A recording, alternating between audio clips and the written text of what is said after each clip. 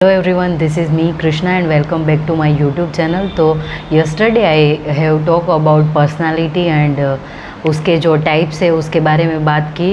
तो today I will talk about personality and the theories of personality. तो जो first जो थियोरी है वो फ्रॉइड पर्सनालिटी है, फ्रॉइड साइकोलॉजिकल जो थियोरी है उसके बारे में बात करेंगे. फिर कार्ल रॉजर्स, ऐसे करके 3-4 जो साइकोलॉजी से उसकी थियोरीज़ है पर्सनालिटी के ऊपर ही. तो अलग अलग वीडियोस में मैं इसके ऊपर बात करूँगी. तो आज बात करते हैं फ्रॉइड की जो साइको एनालिटिक पर्सनालिटी है उसके बारे में.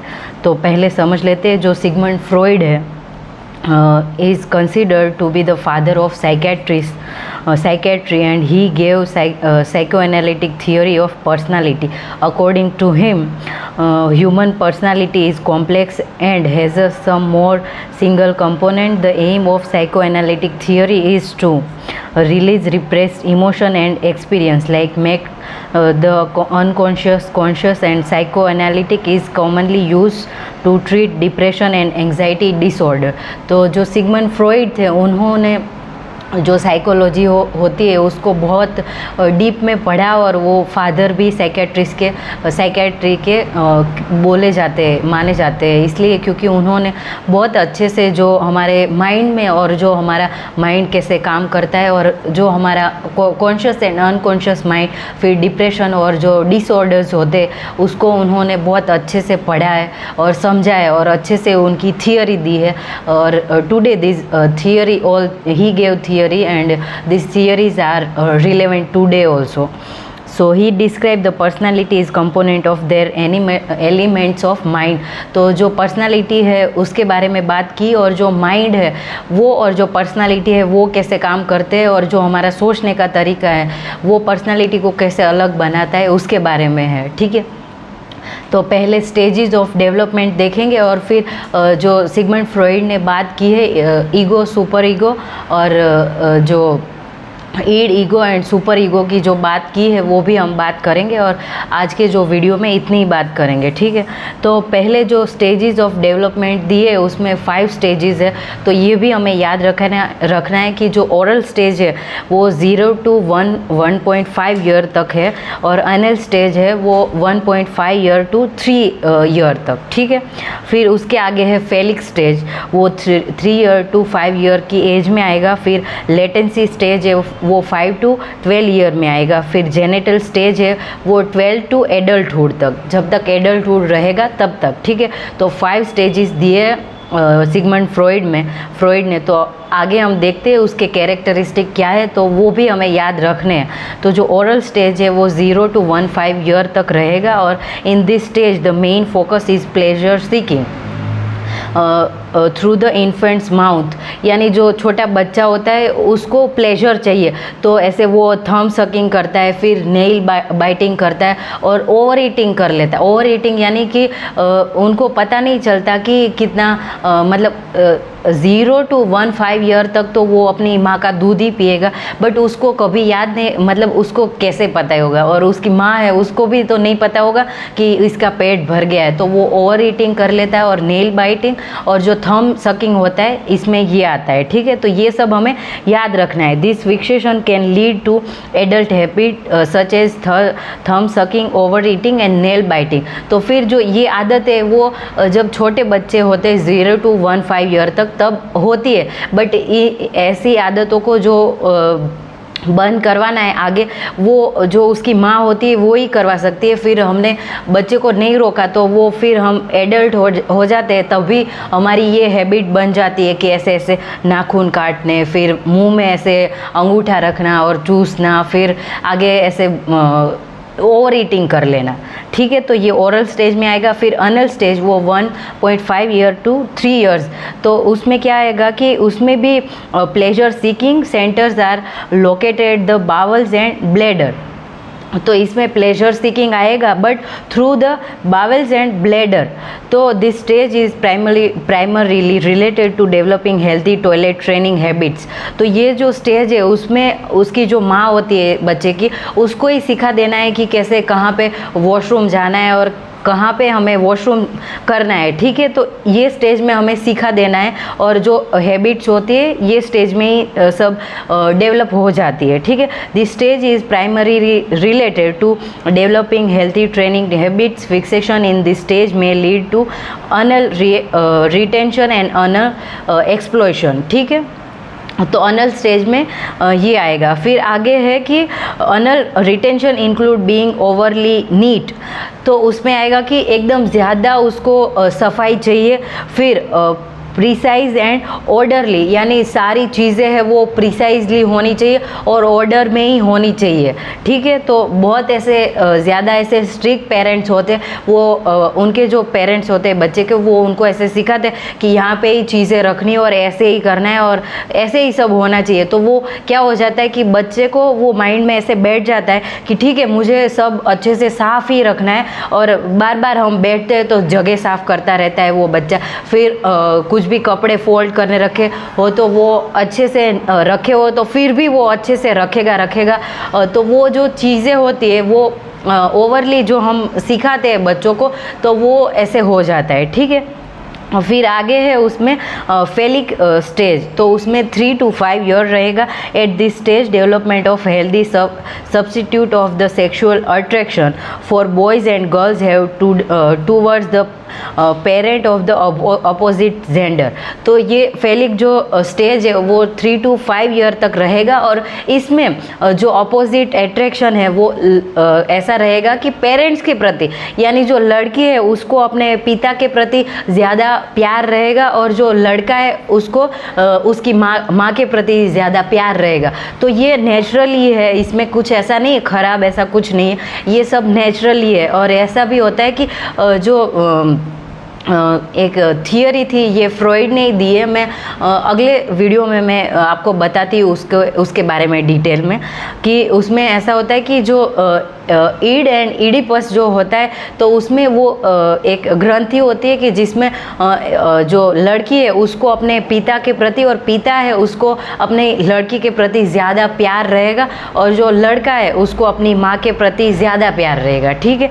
फिर आगे है लेटेंसी स्टेज, वो 5 to 12 ईयर तक रहेगा। At this stage children do not have any pleasure seeking reason in the body, instead all sexual feelings are repress.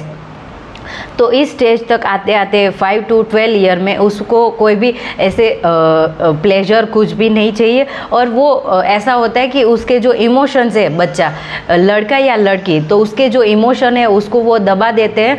और उसका क्या होता है कि during this stage children are able to develop social skill and find comfort through peer and family interaction.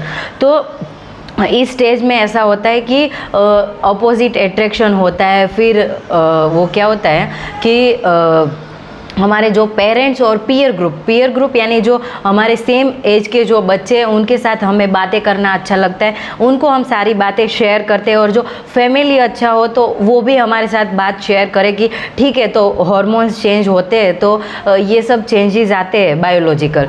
तो ये सारा आएगा लेटेंसी जो स्टेज है उस पे। बट मोस्ट इम्पोर्टेंट ये है कि जो पेरेंट्स है उनको अच्छे से अपने जो चाइल्ड लड़का या लड़की है उसके साथ अच्छे से बिहेव करना है, क्योंकि इस स्टेज में ही ऐसा होता है कि हार्मोन्स चेंज होते हैं। फिर लड़का या लड़की है उसको अपोजिट अट्रैक्शन होगा, ठीक है। तो ये कुछ गलत बात नहीं है, ये सारा बायोलॉजिकल है, तो इट्स वेरी साइंटिफिक।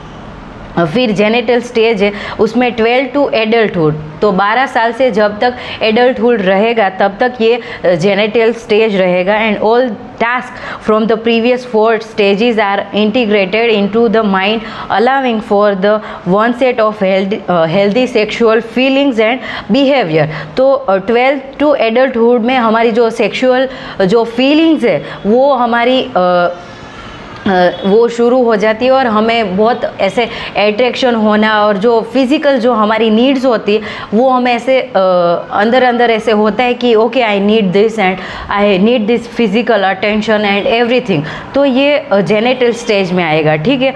तो स्टेजेस ऑफ डेवलपमेंट में 5 स्टेजेस देखे, उसमें oral stage, anal stage, phallic stage, फिर latency stage and genital stage.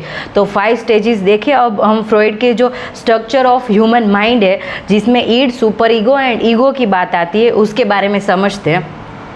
तो जो ईड है वो क्या है, तो ये फ्रॉइड ने थियरी दी है ईड, ईगो एंड सुपर ईगो की, ठीक है। तो ईड है वो है the most primitive and three structure and it's present from the birth. तो हमारा जब से जन्म होता है तब से ये हमारे दिमाग में रहता है, और इसमें क्या होगा कि हमें इंस्टेंट वो gratification of basic physical need and urges, it's child selfish and pleasure oriented parts of personality. तो इसमें क्या होगा कि ईड ऐसा है कि अभी मुझे चॉकलेट खानी है तो मुझे खानी ही है, फिर अभी मुझे मूवी देखना है तो मुझे मूवी देखना ही है। तो इसमें ऐसा हमारा मन रहेगा कि थोड़ा चाइल्डिश यानी बच्चों जैसा, फिर हमें तुरंत इंस्टेंट ग्रेटिफिकेशन चाहिए कि मुझे अभी वो चीज़ चाहिए तो अभी ही चाहिए, फिर हम सोचते नहीं कि इसका जो रिज़ल्ट है वो क्या आएगा, और आगे कुछ भी हम नहीं सोचते। फिर जो ईगो है, ego is responsible for create balance between pleasure and pain. तो ईगो है वो बैलेंस करता है हमारा जो प्लेजर यानी जो हमारी खुशी है और जो पेन, दुख है, उसको दोनों को ये बैलेंस करता है। And it less primitive than id and partly conscious and partly unconscious. तो कभी वो कॉन्शियस और कभी वो अनकॉन्शियस रहता है ईगो, ठीक है। फिर उसमें Freud consider this to be the self and its job to balance the demand of id and super ego. तो ये जो ईगो है वो ईड एंड जो सुपर ईगो है उसको बैलेंस करेगा, और इसकी जो मतलब वो ईगो है वो सोचेगा कि ठीक है, I have to think about it and I have to think that what will be in the next step. तो ये ईगो ऐसा काम करेगा, ठीक है, तो वो बैलेंस करेगा। एंड जो सुपर ईगो है this develop around the age 4 और 5 which is conscious level and considered with social rules and morals. तो जो सोशल रूल्स है एंड मॉरल वो भी हम देखेंगे कि ठीक है मैं ये करूँगा और करूँगी तो इसके साइड इफ़ेक्ट ये रहेंगे, और फिर मेरे जो मॉरल वैल्यूज़ है उसका क्या होगा, तो ये हम सब सोचते हैं सुपर ईगो में, ठीक है। एंड उसमें ऐसा भी रहेगा this level acts to perfect and civilise our behaviour. तो ये जो सुपर ईगो है वो हमें सिखाएगा कि कैसे हमें सिविलाइज है वो कैसे बिहेव करना है, और जो हमारा बिहेवियर है वो जो हमारी सोसाइटी के अकॉर्डिंग कैसा होना चाहिए उसके बारे में सोचेगा, ठीक है। तो id, ego and super ego, ego में हमारा जो बिहेवियर है वो चाइल्डिश और जो इंस्टेंट ग्रेटिफिकेशन होगा वैसा रहेगा, और ईगो है वो ईड एंड सुपर ईगो को बैलेंस करेगा, प्लेजर एंड पेन को वो मेंटेन करेगा, और सुपर ईगो है वो हमें बहुत अच्छे से हमारी social value and moral values है उसको सोचने पर वो दिखाएगा कि ठीक है we have to do this thing and we have to act according to social and moral values, ठीक है।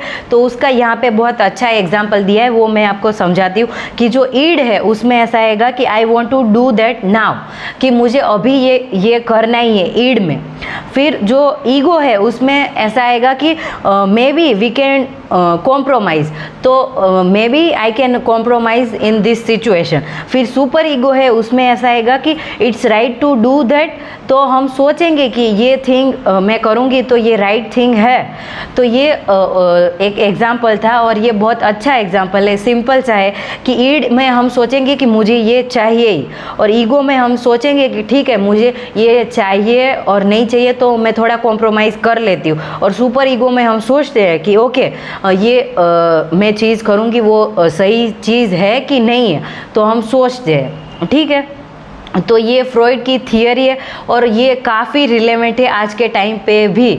तो आज हमने पढ़ा कि जो फ्रॉइड है वो साइकेट्री के पिता के नाम से भी जाने जाते हैं, और उन्होंने माइंड के बारे में बहुत अच्छे से पढ़ा। फिर जो माइंड के जो डिसऑर्डर्स होते हैं, एंग्जाइटी, डिप्रेशन, उनके बारे में बहुत अच्छे से पढ़ा, और माइंड कैसे काम करता है, ईड, ईगो, सुपर ईगो, उनके बारे में पढ़ा, और स्टेजेस ऑफ डेवलपमेंट उसके बारे में हमने पढ़ा। तो अगले नेक्स्ट वीडियो में मैं कार्ल रोजर्स की जो पर्सनालिटी की थियरी है उसके बारे में बात करूंगी। So for now thank you so much and happy learning people, bye.